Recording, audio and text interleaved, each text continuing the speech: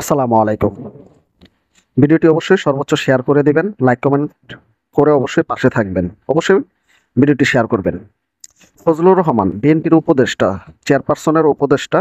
তিনি উনার কাছে একসময় আওয়ামী লীগ একসময় ভালো ছিল। মানে শেখ হাসিনা ভালো ছিল। আর এখন শেখ হাসিনা তার চোখে বা তার কাছে খারাপ।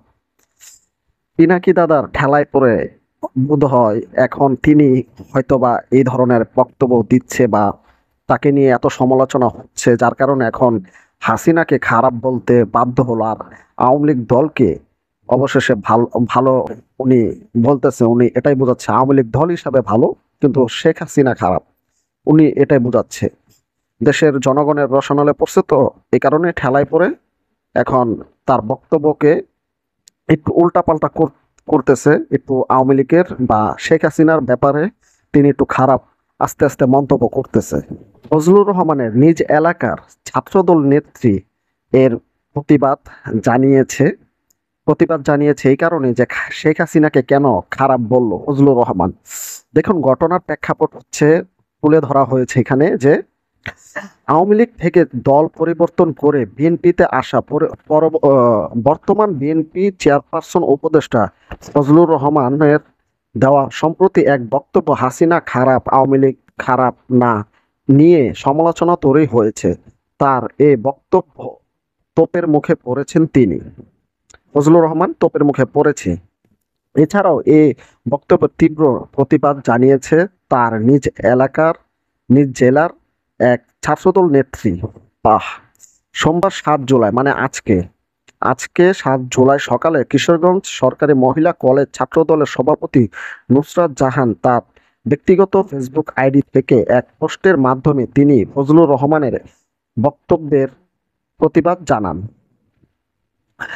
পোস্টে তিনি লিখেন, হাসিনা খারাপ, আওয়ামী লীগ খারাপ না। ফজলুর রহমানের এই বক্তব্য আমাদের কাছে বিভ্রান্তকর এবং ইতিহাস ও বাস্তবতার পরিপন্থী।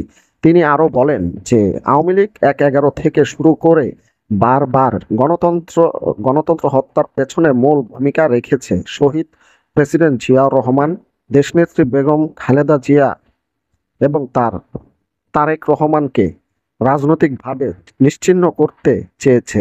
তাদের দায়ভার কেবল একজন ব্যক্তির ঘাড়ে চাপিয়ে দেওয়া রাজনৈতিক অপচেষ্টা ছাড়া আর কিছুই নয়। নুসরাত জাহান আরো বলেন, আমি এই বক্তব্যকে গুরুতরভাবে প্রত্যাখ্যান করছি। এটি বিএনপির লক্ষ লক্ষ ত্যাগী কর্মীর অনুভূতির প্রতি চরম অবজ্ঞা। আমরা ব্যক্তি নই, বক্তব্য ও আদর্শ নিয়ে কথা বলি। আদর্শচ্যুতি ও অপসংস্কৃতির বিপরীতে আমরা সর্বদা সোচ্চার। তিনি বলেন, বিএনপির ছাত্রদল নেত্রী আরো বলেন, আমরা তারেক রহমানের নেতৃত্বে আন্দোলনের ছাত্রশক্তি হিসেবে মাঠে ছিলাম, আছি এবং থাকব।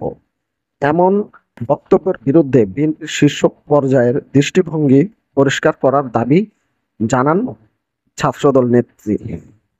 দেখুন, একটা কথা সত্য, ফজলুর রহমান ফজলুর রহমানের একটা কথা এখন দেশের জনগণ সবাই বলা বলি করছে যে উনি যে কথাটা বলেছে, কথাটা আসলে সত্য যে শেখ হাসিনা খারাপ আর আওয়ামী লীগ দল হিসাবে খারাপ না। দল হিসাবে খারাপ ভালো এটা হচ্ছে দেশের মানুষ বুঝবে, রাজনৈতিক দল বুঝবে, রাষ্ট্র বুঝবে। কিন্তু বর্তমানে যে প্রেক্ষাপটটা হয়ে খাড়িয়েছে, যে এই ছাত্রদল নেত্রীও কিন্তু এটা রিয়েক্ট করলো, মানে ফজলুর রহমানের বিরুদ্ধে রিয়েক্ট করলো, কেন খারাপ বলো। তাহলে ওই ছাত্রদল নেত্রীকেও একটু ভালোভাবে গবেষণা করে তাকেও তার মন মাইন্ড বের করার জন্য, বা তিনি যে এটার প্রতিবাদ কেন করলো ফজলুর রহমানের, এটা রহস্যটা উৎখাত করার জন্য খুবই এখন প্রয়োজন। কারণ তিনি তো ফজলুর রহমান তো তিনি তো খারাপ কিছু এখানে বলেনি, বাস্তবতা কথা তিনি বলেছেন, কিন্তু তোপের মুখে পড়ে গিয়েছেন।